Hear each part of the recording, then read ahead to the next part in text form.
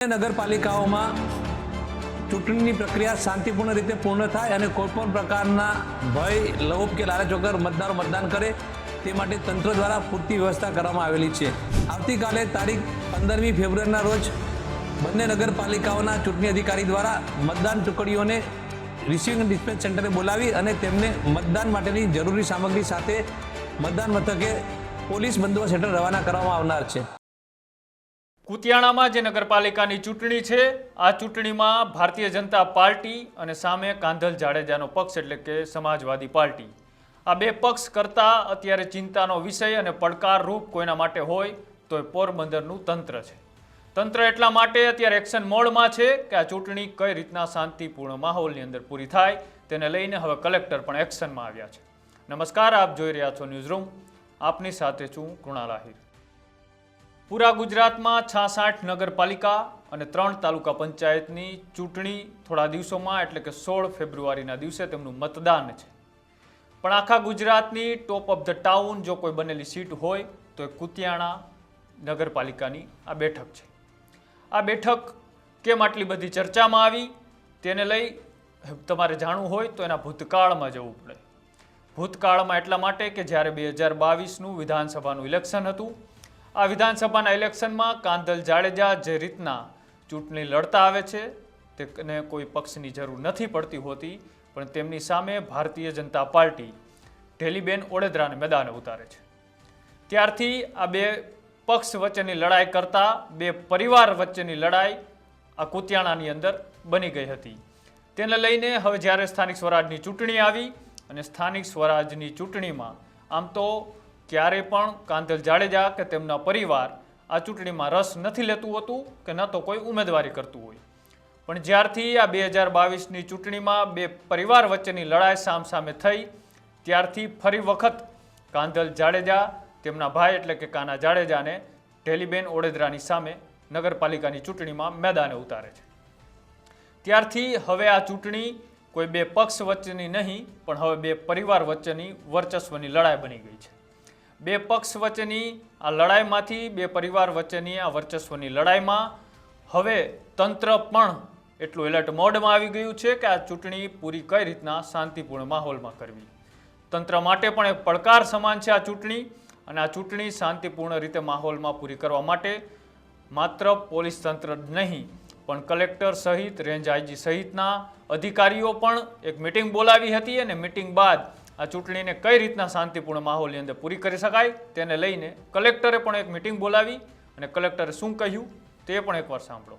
તારીખ 21મી જાન્યુઆરીના રોજ રાજ્ય ચૂંટણી પંચ દ્વારા સ્થાનિક સ્વરાજ્યની સંસ્થાઓની ચૂંટણીની જાહેરાત થઈ તે મુજબ પોરબંદર જિલ્લામાં રાણાવ નગરપાલિકા અને કુતિયાણા નગરપાલિકાની સામાન્ય ચૂંટણીઓ તારીખ 16 ફેબ્રુઆરી રવિવારના રોજ યોજાનાર છે। રાણાવ નગરપાલિકામાં કુલ 7 વોર્ડ 28 સીટો છે અને તેની સામે 56 ઉમેદવારો મેદાનમાં છે। કુતિયાણા નગરપાલિકામાં કુલ 6 વોર્ડ અને 18 બેઠકો સામે 36 હરીફ ઉમેદવારો છે। બંને નગરપાલિકાઓમાં ચૂંટણીની પ્રક્રિયા શાંતિપૂર્ણ રીતે પૂર્ણ થાય અને કોઈપણ પ્રકારના ભય, લોભ કે લાલચ વગર મતદારો મતદાન કરે તે માટે તંત્ર દ્વારા પૂરતી વ્યવસ્થા કરવામાં આવેલી છે। હું મીડિયાના માધ્યમથી બંને નગરપાલિકાના તમામ મતદારોને પણ અપીલ કરું છું કે તારીખ 16મી ફેબ્રુઆરીને રવિવારના રોજ આપ આપના મતાધિકારનો અવશ્ય ઉપયોગ કરો અને લોકશાહી પ્રક્રિયાને મજબૂત બનાવો। આ ચૂંટણીમાં દરેક વોર્ડમાં 4 બેઠકો હોવાથી મતદારે ઈવીએમમાં દર્શાવેલા કોઈપણ 4 ઉમેદવારોને એક પછી એક મત આપી અને ત્યારબાદ રજિસ્ટ્રેશન માટેનું પીળું બટન દબાવીને મત અંકિત કરવાનો રહેશે। મતદાર ધારે તો નોટાને પણ મત આપી શકે છે। રાણાવ નગરપાલિકામાં કુલ 41 મતદાન મથકો 16 બિલ્ડિંગમાં આવેલા છે। કુતિયાણા નગરપાલિકામાં કુલ 18 મતદાન મથકો 6 બિલ્ડિંગમાં આવેલા છે। બંને નગરપાલિકાની ચૂંટણીઓ માટે પોલિંગ સ્ટાફ એટલે કે મતદાન ટુકડીની રચના થઈ ગઈ છે અને અહીંયા જિલ્લા કક્ષાએથી તેમને બૂથ ફાળવવામાં આવેલા છે। આવતીકાલે તારીખ 15મી ફેબ્રુઆરીના રોજ બંને નગરપાલિકાઓના ચૂંટણી અધિકારી દ્વારા મતદાન ટુકડીઓને રિસીવિંગ અને ડિસ્પેચ સેન્ટરે બોલાવી અને તેમને મતદાન માટેની જરૂરી સામગ્રી સાથે મતદાન મથકે પોલીસ બંદોબસ્ત હેઠળ રવાના કરવામાં આવનાર છે। રાણાવ નગરપાલિકાનું રિસીવિંગ ડિસ્પેચ સેન્ટર સરકારી વિનયન કોલેજ રાણાવ છે, જ્યારે કુતિયાણા નગરપાલિકાનું રિસીવિંગ ડિસ્પેચ સેન્ટર સરકારી હાઈસ્કૂલ કુતિયાણા છે. મતદાનના દિવસે આવતી ફરિયાદોનું યોગ્ય નિરાકરણ થાય અને તેનું સમયસર રિપોર્ટિંગ થાય તે માટે તેમજ રાજ્ય ચૂંટણી પંચને કરવાના થતા અન્ય રિપોર્ટિંગ માટે ચૂંટણી અધિકારી દ્વારા નિમણૂક આપેલા સ્ટાફની મદદમાં જિલ્લા કક્ષાએથી પણ સ્ટાફની નિમણૂક કરવામાં આવી છે, જે તેઓને મદદરૂપ થશે. આપણે બંને નગરપાલિકાના મતદાન મથકો તમામ અતિ સંવેદનશીલ જાહેર કરેલા છે અને જેના કારણે આપણે માગ્યા મુજબ SRPની એક કંપની પણ આપણે બંદોબસ્ત માટે ફાળવવામાં આવનાર છે. સંવેદનશીલતા ધ્યાનમાં લઈ SP દ્વારા તમામ મતદાન મથકોએ જરૂરી પોલીસ બંદોબસ્ત આપવામાં આવેલો છે.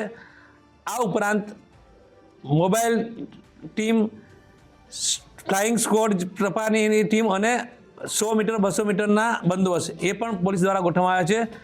અમારા દ્વારા પણ રાણાવ નગરપાલિકામાં 4 ઝોનલ ઓફિસરો અને કુતિયાણા નગરપાલિકામાં 3 ઝોનલ ઓફિસરો મતદાનની પ્રક્રિયામાં જોડાનાર છે. પત્રકાર મિત્રોને મતદાન મથકોની મુલાકાત માટે જરૂરી પાસની વ્યવસ્થા પણ અત્રેથી કરવામાં આવનાર છે અને રાજ્ય ચૂંટણી પંચની સૂચનાઓ મુજબ તેઓને પ્રવેશ આપવામાં આવશે. આ ચૂંટણીની મતગણતરી તારીખ 18મી ફેબ્રુઆરીને મંગળના રોજ યોજાનાર છે. મતગણતરી સવારે 9 કલાકે શરૂ થશે અને બંને નગરપાલિકામાં વોર્ડ વાઇઝ મતગણતરી થશે.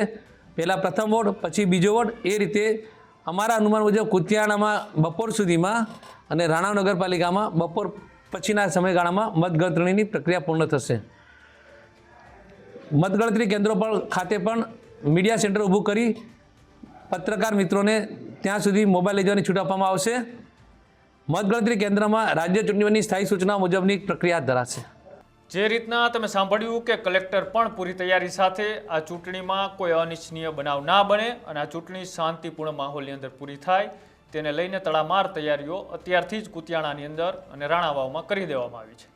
આ ચૂંટણીમાં કોણ મજબૂતાઈથી આગળ વધી રહ્યું છે તેને લઈ જો આપ કાંઈ જાણતા હોય તો અમારી કોમેન્ટ બોક્સની અંદર અચૂક જણાવજો અને આવા જ રાજનીતિના અલગ અલગ અહેવાલો જોવા માટે અમારી YouTube ચેનલ ન્યૂઝરૂમને આજે જ લાઇક કરો, શેર કરો અને સબસ્ક્રાઇબ કરો. નમસ્કાર.